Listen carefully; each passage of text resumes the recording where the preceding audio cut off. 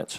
Thank the Chair for convening this hearing, although I certainly wish it wasn't necessary and that the horrifying events that have prompted it had not occurred in our country. I'm grateful for pro-life leaders like Chairman Goodlatte who are spearheading this critical investigation. And I think it's worth pointing out that that's what this is. It's an investigation. And it's the beginning of an investigation, not the end of the one. I didn't come here to make conclusions, unlike some of the Democratic colleagues of mine who have been making conclusions from the beginning of this hearing. In fact, the ranking member's opening remarks, he stated that there was no credible evidence that Planned Parenthood had violated the law. He said that before he heard a single word of testimony here. The Democrats in this room, my colleagues across the aisle, can feign outrage, but this is the obligation of Congress. The federal tax dollars are going to Planned Parenthood. We have an obligation as duly elected representatives of the people to determine whether or not they're using those federal tax dollars to violate the law. So my colleagues across the aisle can be upset, but Congress is doing exactly what it should do here today. The gentleman before me just commented on the fact that Congress has returned after a month of recess. Well, I can tell you what the 700,000 people in East Texas that I'm privileged to represent wanted to talk about. They wanted to talk about what they saw on these Planned Parenthood videos. Now, again, my colleagues across the aisle can say that the videos aren't real, but they're very real to the 700,000 Texans that I represent. And I came here today to ask some questions about that, and I think that the Texans that I represent and Americans generally have been sickened by what they've seen on those videos. Professor Smith, earlier today you referred to Planned Parenthood as a beloved institution. I don't know Planned Parenthood. All I know is what I've seen on the videos and what their representatives have said. And in examining that footage, I don't see a beloved institution. I see an organization that appears to have a blatant disregard for human life, at least what appears on the video. Now, I know that you've talked about how those videos are not reliable, but that's not the same thing as saying that they're not true. You're not here today under oath to say that none of those statements made by Planned Parenthood employees were not true, are you? Certainly some of the words they uttered and many of the statements they said, they did say. Absolutely. But I think the videos were edited to make it seem that they said things they didn't say. Well, and again, I'm not asking you to say that they're true. What I'm saying is, would you at least agree with me that if the words as you heard them on the video are true, that there were some outrageous statements made?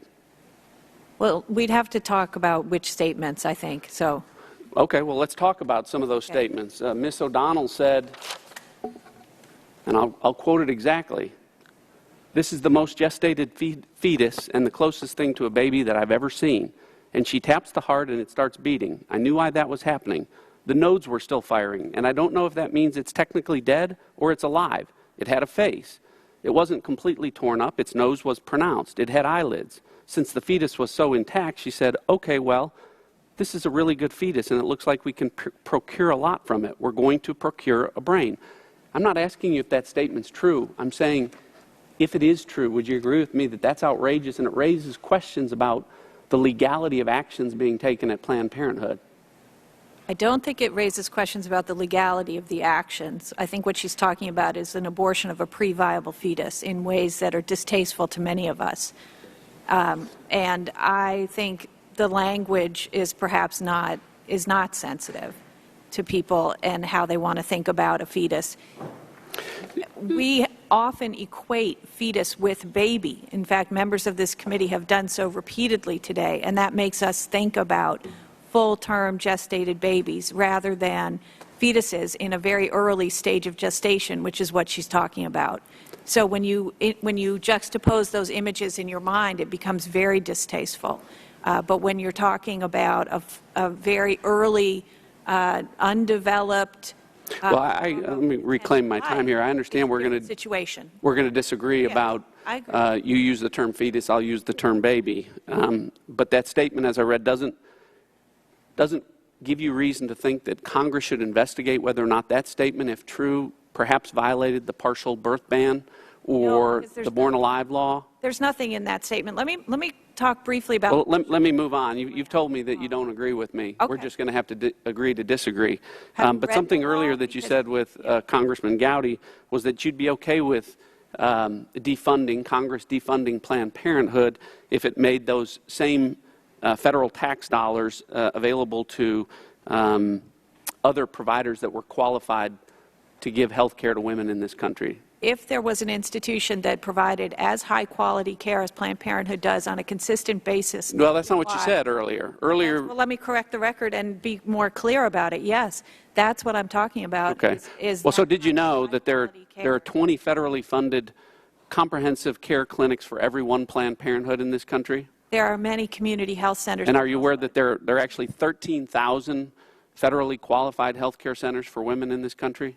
Yes, and many of them provide much lower quality health care, unfortunately, than Planned Parenthood does. There's an investigation recently in an article, I think it was in Salon.com, about the difference between community health centers and Planned Parenthood clinics and comparing. With all due respect, Professor Smith, you keep saying that you people go don't. to Planned Parenthood, which is that the care is very good, very compassionate, and As compassionate as what we saw in those videos? people trust them. All right. Well, we're just going to have to agree to disagree on that. I do want to reserve some of my time to. Unfortunately, the gentleman's time's expired. Then I will.